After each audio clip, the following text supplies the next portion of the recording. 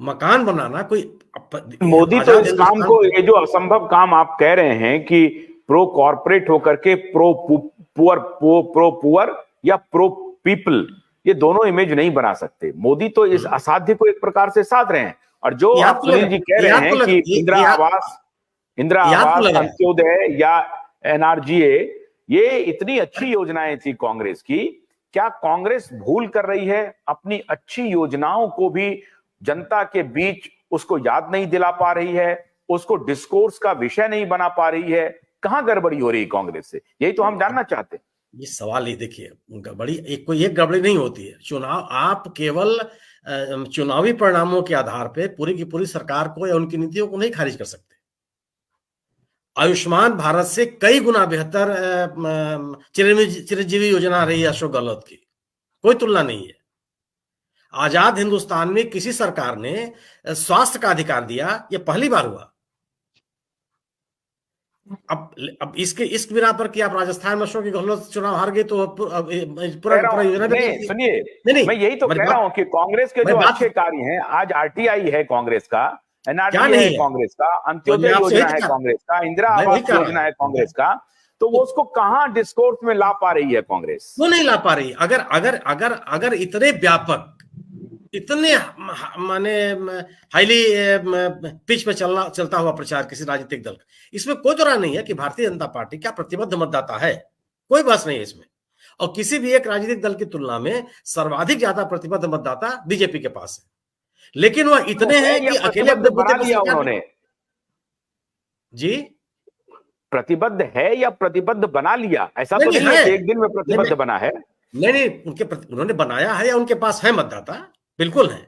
लेकिन वो इतने नहीं है कि वह अपने बुद्धे माने फ्लोटिंग वोट पे या उनसे असहमत होने वाले लोगों को अपने साथ जोड़ करके सरकार बना सकते हो, वो स्थिति नहीं है आपके पास। और किसी एक अकेले किसी राजनीतिक दल के अगर हम बात करेंगे तो सर्वाधिक प्रतिबद्ध मतदाता बीजेपी के पास है। बिल्कुल सही है।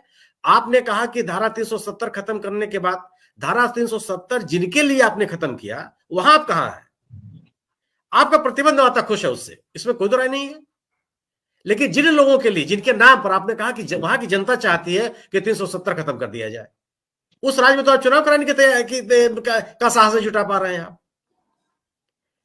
आप वही कर रहे, आप परसेप्शन बनाने की बात कीजिए। आप जितने आपने काम बताए, उन सभी कामों से भारतीय जनता पार्टी का जो समर्थक वर्ग है वो खुश है, कोई दो राय नहीं इसमें।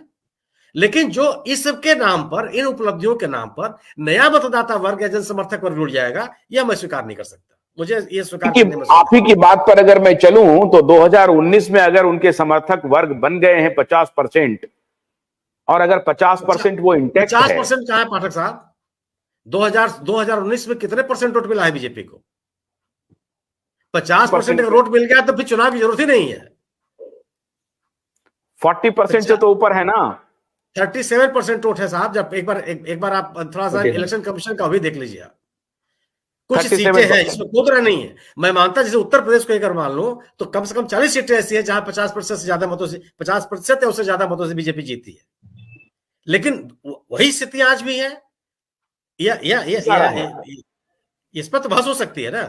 मैं अगर मेरा वही इशारा है कि अधिकतर सीटों पर अगर 50% से ज्यादा वोट, अधिकतर सीटों पर नहीं, कई राज्य हैं जहां पर खाता नहीं खुलता।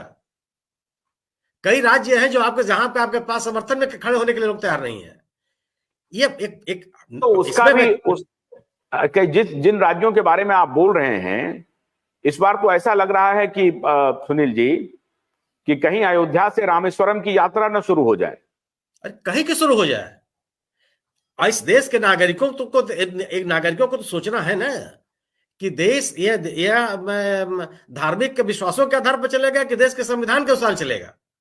यह तो इस देश का नागरिक सोच रहा है कि नहीं सोच रहा? नहीं सोच रहा है, तो हम भी उसके साथ खड़े हैं। अगर विमर्श में बात नहीं है कि हमको कहां जाना है, हम किस बिना पर चलेंगे, जो संवैधानिक सुरक्षाएं, जो संवैधानिक आश्वासन, जो संवैधानिक व्यवस्थाएं हम इस देश के नागरिकों को संविधान से मिल रही है, उसके आधार पर देश चलेगा या धार्मिक आधारों पर चलेगा? भोलानाथ का ब्रश कटर एक बैटरी चालित मशीन है जिसका चार्जिंग समय 3.5 घंटे है। यह 6 से 8 घंटे के प्रभावशाली संचालन समय का दावा करता है। जिससे यह एक बार चार्ज करने पर 16,000 वर्ग फुट गेहूं या चावल के खेतों को कुशलतापूर्वक काट सकता है, जबकि इसका पेट्रोल समकक्ष व्यक्ति उसी कार्य के लिए 1,000 रुपए मूल्य का पेट्रोल खर्च करता है।